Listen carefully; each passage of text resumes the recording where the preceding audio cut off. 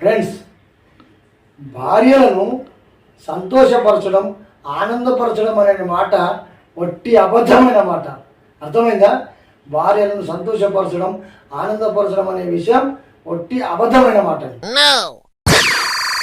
ఎందుకంటే ఆ సీతామాత శ్రీరామచంద్రునితో హాయిగా కాలం గడుపుచుండగా ఆమె మనసు బంగారు జింక పైన పోయింది.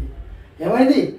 ఆమె మనసు పక్కన శ్రీరామచంద్రుడు ఉండగా ఆమె మనసు బంగారు జింక పైన పోయింది. సువర్ణ లేడి కావాలని కోరుకున్నది.